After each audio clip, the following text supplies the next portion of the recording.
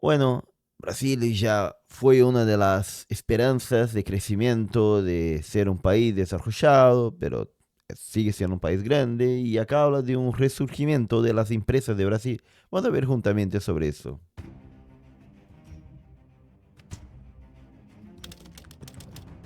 Brasil es con mucho la mayor economía de toda América Latina y de hecho es una de las 10 economías más grandes de todo el planeta. Con más de 200 millones de habitantes, aquí vive casi la mitad de toda la población de América del Sur. Amigos, este es un país muy particular, un gigante económico con un sector exportador muy fuerte gracias a sus materias primas y sus recursos agrícolas. Sin ir más lejos, su producción agrícola se ha multiplicado por casi 8 veces desde los años 60, algo que lo ha convertido en un importantísimo proveedor mundial de alimentos y particularmente de productos como la soja, el azúcar, las naranjas, la carne de pollo o el café. En estos campos Eso, bueno, acá en Brasil se sabe que eso se debe a una empresa estatal, la Embrapa en Brasil, que bueno, fue desarrollando tecnología para que haya más producción de alimentos. Y entonces posibilitó que hubiese eso.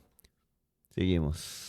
Brasil es el mayor productor mundial. Pero en general podemos decir que Brasil produce prácticamente de todo y en muchos de los principales alimentos está entre los mayores productores de todo el planeta. Así que podemos Una de decir las cosas que no produce mucho es trigo, que creo que compramos bastante de Argentina. que los campos brasileños son muy fértiles. Y luego, ¿qué os voy a contar? Brasil también es un importantísimo productor de hierro, níquel, oro, bauxita y últimamente también de petróleo. De hecho, su producción de crudo no para de crecer. Los últimos años, la industria petrolera brasileña está experimentando un auténtico boom. Ya es el octavo mayor productor de todo el mundo y ya os digo que no para de escalar puestos en esta clasificación. Pronto, los brasileños estarán produciendo más de 4 millones de barriles cada día. Pero quizás lo más importante es que el país consume aproximadamente unos 2,5 millones de barriles diarios de crudo. Es decir, fijaos en este gráfico, hasta 2019 eso suponía que más o menos el país fuera potencialmente autosuficiente. Pero ahora, gracias a la producción creciente, las exportaciones se han disparado, lo que, como os podéis imaginar, está suponiendo una enorme entrada de divisas y de riqueza. Pero en cierto modo también hablamos de una potencia industrial, casi el 30% de toda su economía está generada por el sector industrial. Aquí encontramos incluso a uno de los pocos fabricantes de aviones comerciales que hay en todo el mundo, Embraer. Aunque todo se ha dicho, gran parte de esta industria se enfoca al mercado nacional. Es una industria que en muchos casos, digamos que sobrevive por las barreras arancelarias tan grandes que tiene Brasil. Y es que además, al mismo tiempo, este país, Brasil, también es enormemente burocrático. Ya sabéis, al mejor estilo de América Latina. Lo que, por supuesto, ha limitado mucho Difícil tener una empresa acá en Brasil. Tiene bastante trabajo. su potencial de desarrollo. Sí, este es otro de esos casos de un país que lo tiene todo para estar a la cabeza mundial, incluso energía barata, y que sin embargo su gobierno, sus regulaciones y su burocracia hacen que las cosas sean mucho peor de lo que deberían ser. Amigos, Nos falta buenos políticos, no sé si pasa en todos los países y en los países de ustedes, pero falta con unos buenos políticos. Podría estar mejor la cosa acá en Brasil. en 2024 su moneda, el real brasileño, fue por ejemplo una de las peores monedas de todo el mundo.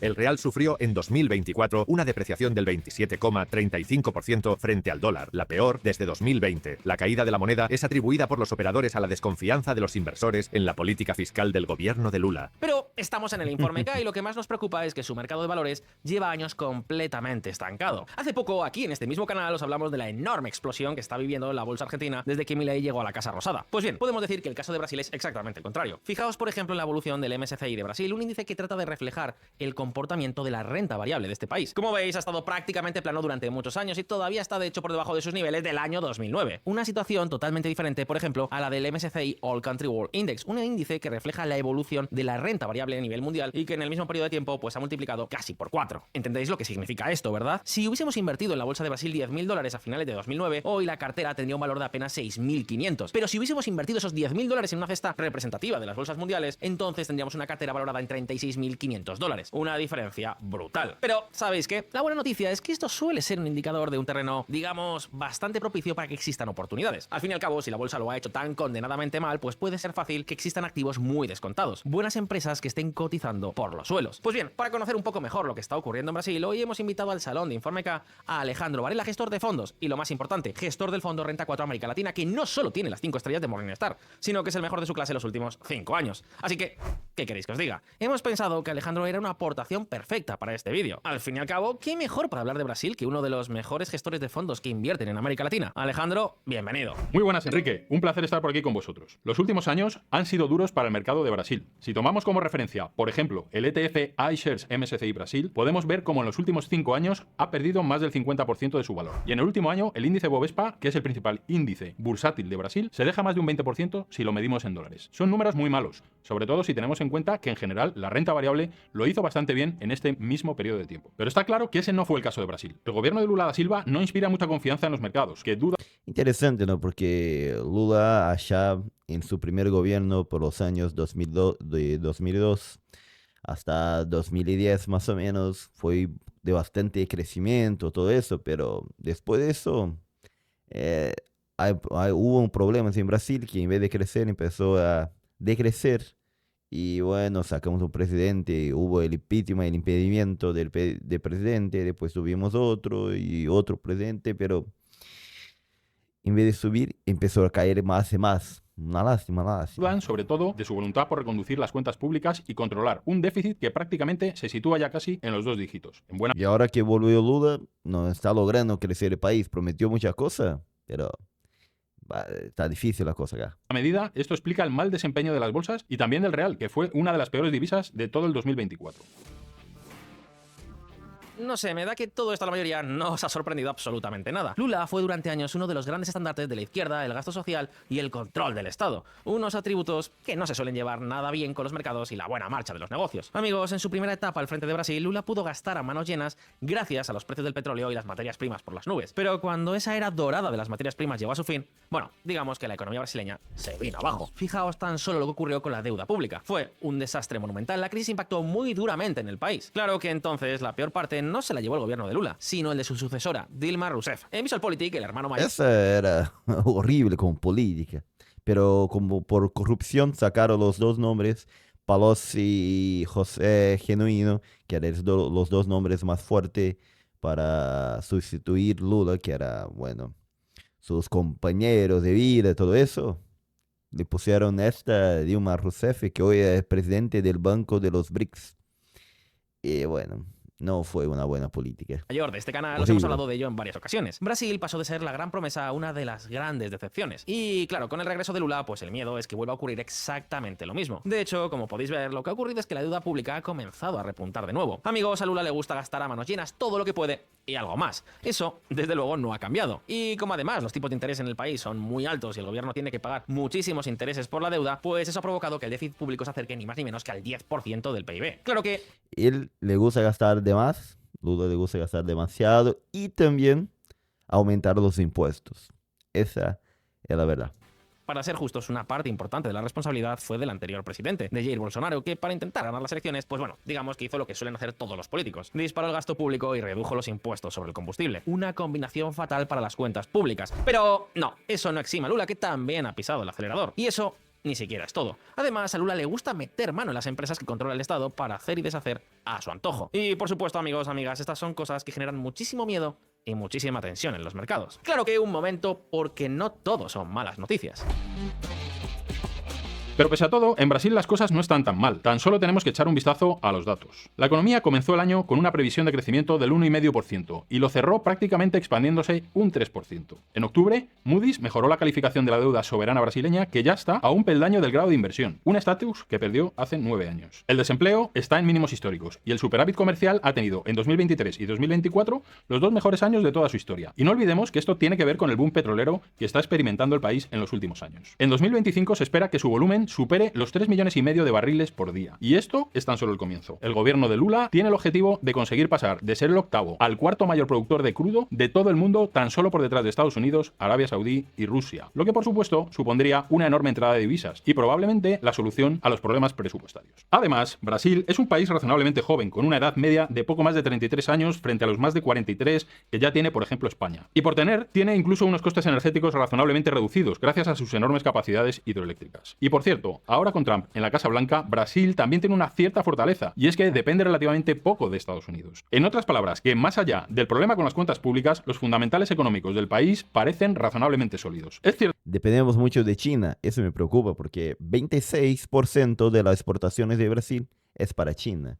Y otro problema acá, no sé si van a decir, pero actualmente está en crecimiento la inflación, principalmente de los alimentos. Para la gente, bueno, que como, como yo, que no tenemos mucha plata, la verdad es que eso sí, es una subida importante de los precios. cierto que no es el mejor lugar del mundo para hacer negocios, pero el castigo en bolsa parece excesivo. Además, el miedo a Lula es exagerado por una sencilla razón. Te puedes fiar más o menos de este presidente, pero tiene las manos atadas. Su partido, el Partido de los Trabajadores, junto a sus aliados más estrechos, apenas controla 141 de los 519 escaños que tiene el Congreso brasileño. Esto hace que en última instancia Lula lo tenga muy difícil para dar un gran volantazo. La buena noticia es que la incertidumbre y las dudas que plantea este gobierno han hecho que la bolsa local esté muy barata. Hablamos Pero eso de los partidos de Lula que tiene, bueno, en realidad tiene menos, ¿no? Tiene 80 y pico miembros de la Cámara de los Diputados que son del partido de Lula, del PT, y otros más a la izquierda que también lo apoyan. Pero eso nunca fue un problema para Lula. Es que la administración ahora de Lula es que está horrible realmente. Ese es el problema. La cantidad de diputados que tiene de los 513 que son en la totalidad podría lograr más, tiene más diputados, pero su administración no está muy buena. de que el Bovespa está cotizando a un múltiplo de aproximadamente 7 veces beneficios, lo que quiere decir que podemos encontrar empresas a muy buen precio en este mercado. De hecho, las dos principales posiciones del fondo Renta 4 Latinoamérica son precisamente dos compañías brasileñas, Petrobras y Vale. Esto que nos apunta Alejandro resulta particularmente interesante. La bolsa brasileña lo ha hecho terriblemente mal en los últimos años, pero más allá del déficit del gobierno, los fundamentales del país no son nada malos. Por eso muchos analistas advierten de que podemos estar ante una gran oportunidad. Un mercado grande, bien capitalizado, con muchos puntos fuertes y sobre todo con empresas muy baratas que los próximos años incluso es posible que puedan beneficiarse de noticias como esta. Unión Europea y el bloque sudamericano Mercosur sellan acuerdo de libre comercio tras 25 años de negociaciones. Amigos, este acuerdo de confirmarse del todo podría suponer un antes y un después, entre otras cosas porque contempla una implantación progresiva donde las empresas brasileñas, y todas las del Mercosur, claro está, irán por delante de las europeas. Digamos que los países de América del Sur tendrán ventaja y eso puede suponer para las compañías de Brasil un acceso preferente a un mercado enorme, uno de los mayores mercados del mundo, como es el de la Unión Europea, y además tendrán suficiente tiempo para adaptarse a la competencia de las compañías europeas. En otras palabras, es posible que el castigo haya ido demasiado lejos. Seamos claros, el regreso de Lula al poder generó muchísimo miedo por pensarse que este presidente llegaría con una enorme aversión a los negocios, pero no ha sido así. Es cierto que Lula ha pisado el acelerador del gasto público más de la cuenta, pero parece que los últimos meses ha empezado a echar freno ante la mala evolución del déficit, la mala evolución del real y la mala evolución de las bolsas. Y desde Eso de la agricultura de que habló, bueno, de la agricultura, no, del Mercosur, eso va a ayudar a mucho la agricultura de Brasil, eso quería decir. Porque, bueno, va a medir bastante a Europa y acá es más barato producir los productos agrícolas en Brasil de que en Europa. Y con eso, no sé si va a ayudar mucho a Europa en la parte de agricultura o va a empeorar, creo que va a empeorar la cuestión de los vendedores de Europa porque, bueno, va a quedar más barato comprar de acá. Por otro lado, no sé si va a ayudar a las industrias de Brasil porque, bueno, los productos producidos generalmente en Europa son mejores que los producidos en la industria de Brasil y eso puede ser que no resistan, puede ser que destruya algunas industrias de Brasil. Entonces, vamos a ver si realmente va a ser bueno o no. Me parece que de forma general va a ser bueno para Brasil el acuerdo entre Mercosur, que es los países del sur acá, con Europa. Pero vamos a ver. luego, como nos ha dicho Alejandro, la economía brasileña está creciendo con cierta fuerza. Pero no, pese a ello, la bolsa local cotiza como si todo fuese un desastre. Y amigos, amigas, como estamos en el Eso es por la política, que es un desastre. Informe K, pues lógicamente nos hemos hecho otra pregunta adicional. ¿Cómo podemos aprovechar esta situación? Pues bien, en este caso le hemos pedido a Alejandro que nos hable de cómo ve dos de las empresas más importantes de Brasil. Dos compañías que están en el radar de muchísimos inversores value de todo el mundo. La primera de ellas es Vale, una empresa que ya os adelanto ha sido muy importante para el desarrollo económico de China. ¿Por qué? Pues Alejandro, todo tuyo. Vale es la gran minera de Brasil y probablemente de toda América Latina. Es el mayor productor de hierro y níquel de todo el mundo. Y en los últimos años está haciendo crecer también sus reservas de cobre. En otras palabras, que está centrada justamente en minerales cuya demanda puede evolucionar positivamente. Por un lado, es cierto que el hierro genera algunas dudas por el enfriamiento económico de China. Pero al mismo tiempo puede verse directamente beneficiado con la expansión de los presupuestos militares en medio mundo. Y luego, tanto el cobre como el níquel son dos minerales imprescindibles en la transición energética que se está produciendo. Pero incluso, aunque fuésemos pesimistas con el hierro, la empresa cotiza a precios de derribo. Arrastra una caída de más del 45% en los últimos 3 años, lo que hace que en estos momentos esté cotizando a una relación precio-beneficio de unas 4 veces. Y además paga un dividendo muy generoso, que a los precios actuales en 2024 ha estado por encima del 11%. Y por si fuera poco, desde 2021 ha recomprado el 15% 15% de las acciones. Y es que, fijaros en este dato, entre 2021, 2022 y 2023, la empresa distribuyó en acciones y recompras de acciones algo más de 39.000 millones de dólares, que es básicamente su valor en bolsa en la actualidad. Creo que esto nos muestra claramente lo barato que cotiza esta minera brasileña. Súper interesante este ejercicio de transparencia, pero Alejandro, además de Vale, te voy a pedir que nos hables también de uno de los grandes colosos de Brasil y una de las empresas más grandes de toda América Latina. Estoy hablando de Petrobras, una empresa que no solo es un importantísimo productor mundial de crudo, sino que además es absolutamente imprescindible para las cuentas públicas del gobierno brasileño. Y no solo eso, estamos hablando de una compañía que en la primera etapa de Lula fue exprimida hasta la saciedad, pero que luego ha sabido dar Y fue sacada mucha plata por corrupción. Espero que ahora no esté sacando nuevamente, pero era cuestiones de miles de millones. la vuelta al calcetín y convertirse en uno de los grandes especialistas mundiales en la perforación y extracción de crudo en alta mar. Porque, amigos, creo que tenéis que saber algo. La mayor parte del petróleo brasileño que se ha descubierto en los últimos años ha sido en aguas profundas. Y eso ha convertido a Petrobras en todo un líder mundial en este campo. Pues bien, el caso es que he visto que Petrobras es ni más ni menos que la mayor posición del fondo Renta 4 América Latina. Así que la pregunta, Alejandro, es ¿por qué?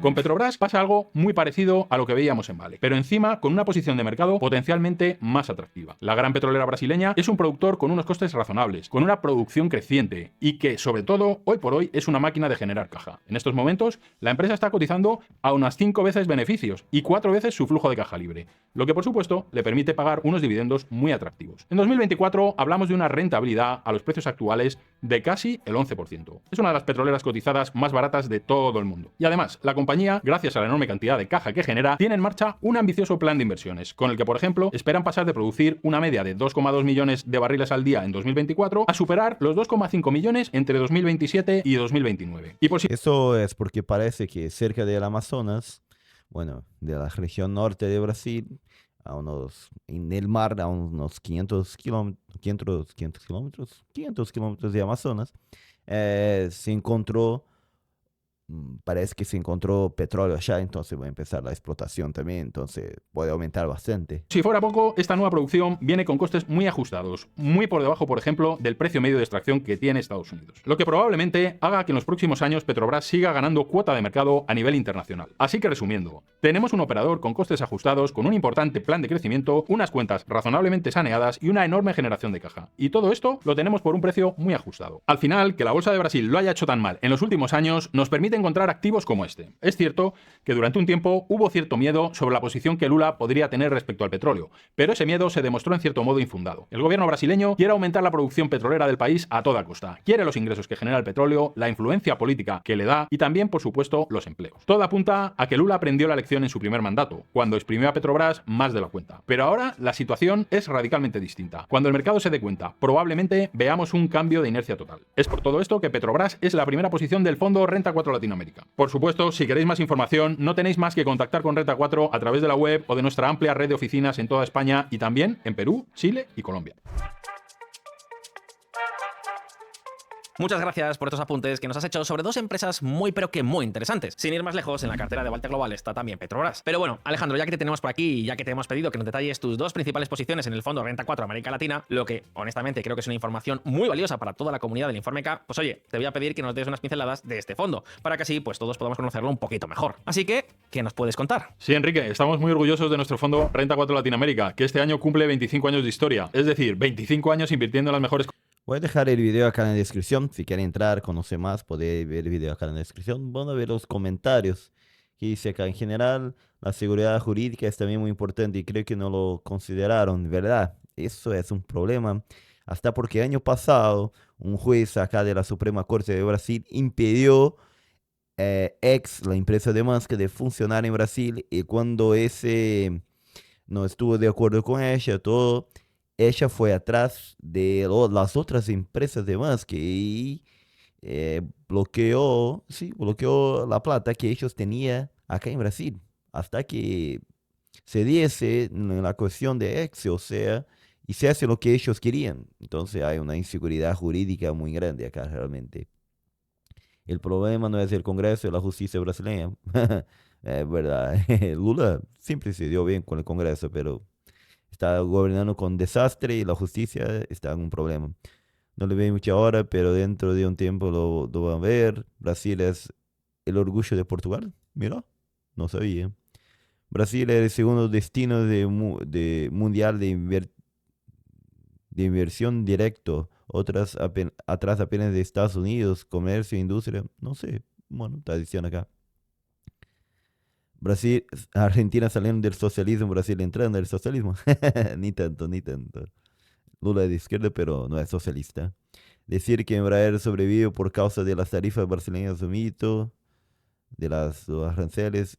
Embraer exporta más aviones del que usa en Brasil. Bueno, de mi parte, considero que Brasil es una potencia mundial, sin dudas. Si tiene espalda para invertir a largo plazo para una gran oportunidad, como lo fue Argentina con el Merval por el piso. Brasil es el segundo país que más recibe inversiones directas. No sé de dónde sacan esos datos que las empresas se van de Brasil. Bueno, Brasil no tiene crisis de inflación bajita, moneda fuerte, creció. Brasil tiene problemas de inflación, no sé qué está hablando de acá, pero tiene problemas de inflación en Brasil. Ni loco mete un peso en la bolsa de brasileña después de haber vivido 20 años del corrosivo socialismo kirchnerista. Bueno, hay que tener cuidado, hay que tener cuidado. Perdón, no entiendo. En la época de Lula, Brasil solo fue autosuficiente en la producción petrolera. ¿De qué sirve el precio de petróleo si su exportación fue marginal? ¿Y qué tiene que ver la situación de la bolsa si el problema viene de hace 5 años, o sea, desde todo el periodo Bolsonaro? No, no, no viene de Dilma. El problema empieza con Dilma en Brasil. Bueno, sería eso más o menos. ¿Qué piensan ustedes en Brasil? ¿Tienen coraje de invertir en Brasil? Muchos brasileños mismos no tienen. Ponen un poco de plata acá, un poco en otro lado. En general no está tan mala cosa. Bien general. Pero podría estar mejor. Ya fue mucho mejor. Y Lula ya tuvo gobiernos mejores. Pero últimamente está gastando un montón. Un montón realmente.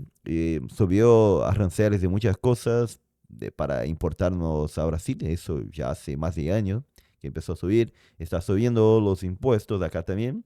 Y realmente tenemos el problema de inseguridad jurídica. Si con todo eso tiene ganas de invertir en Brasil, invertí entonces, pero hay un riesgo. Bueno, me gustaría saber quién piensa ustedes. Acá soy Santiago Brazuca, desde el sur de Brasil.